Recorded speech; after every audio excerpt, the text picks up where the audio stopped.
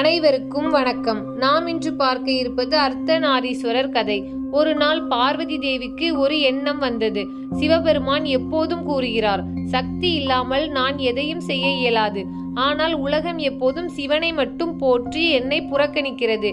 சிவம் சக்தி இரண்டும் ஒன்றே என்பதை உலகம் உணர வேண்டும். இதற்காக பார்வதி தேவி கடுமையாக தவம் செய்தாள். அவளது தவத்தால் மகிழ்ந்த சிவபெருமான் அவளிடம் தோன்றி கேட்டார், அம்மையே, என்ன வேண்டுகிறாய்? பார்வதி கூறினாள், நீங்கள் நானும் எப்போதும் பிரியாமல் ஒன்றாய் இருக்க வேண்டும். உலகம் அதை உணர வேண்டும். சக்தி இல்லாமல் சிவனும் செயலற்றவன், சிவன் இல்லாமல் சக்தியும் உருவமற்றது என்று அனைவரும் அறிய வேண்டும் என்று கேட்டாள். அப்போது சிவபெருமான் சிரித்துக்கொண்டு, அப்படியே உன் பாகமாக நானும் என் பாகமாக நீயும் ஆகிவிடுவோம் என்று கூறி தன் இடது பாகத்தில் பார்வதியை இணைத்து கொண்டார். இதுவே அர்த்தநாரீஸ்வரர். வலது பக்கம் சிவபெருமான் ஜடாமுடி, திரிசூலம், புலித்தோல், பாம்பு ஆபரணத்துடன் காட்சியளிப்பார்.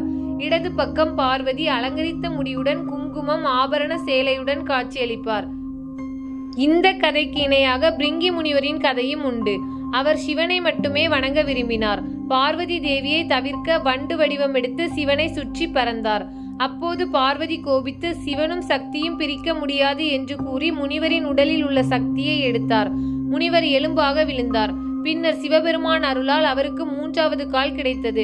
இந்த சம்பவமும் சிவசக்தி பிரிய முடியாத ஒன்று என்பதை வலியுறுத்துகிறது. அர்த்தநாரீஸ்வரர் உருவம் நமக்கு சொல்வது, சிவம் என்பது ஆன்மா, சுத்த சைத்தன்யம் என்று பொருள். சக்தி என்பதற்கு ஆற்றல், செயல், இயற்கை என்று பொருள். இரண்டும் சேர்ந்தால்தான் படைப்பு, பாதுகாப்பு, அழிப்பு அனைத்தும் இயங்கும். ஒருவனின் மேன்மை, ஒருத்தியின் அருள் இரண்டுமே ஒன்றுதான்.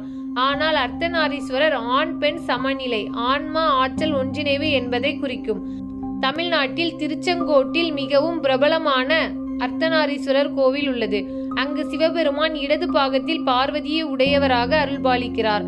அதே போல திருவண்ணாமலை, காஞ்சிபுரம், மதுரை போன்ற சிவாலயங்களிலும் அர்த்தநாரீஸ்வரர் சிலைகள் உள்ளன. அர்த்தநாரீஸ்வரர் புராண கதை நமக்கு சொல்லும் செய்தி, சிவமும் சக்தியும் பிரிக்க முடியாத ஒன்று. ஆண் பெண் இருவரும் சமம், ஒன்றை ஒருவர் நிறைவு செய்பவர்கள். சக்தியில்லா சிவன் செயலற்றவன், சிவமில்லா சக்தி உருவமற்றது. உலகில் அனைத்து படைப்பும் முன்னேற்றமும் இவ்விரண்டும் ஒன்றினால்தான் சாத்தியம். அதனால் இன்று கூட மக்கள் அர்த்தநாரீஸ்வரர் தரிசனம் செய்தால் குடும்ப வாழ்க்கையில் ஒற்றுமை, ஆண் பெண் சமநிலை, சமாதானம் ஏற்படும் என்று நம்புகிறார்கள். தினமொரு கதையில் கதை கேட்ட அனைவருக்கும் நன்றி.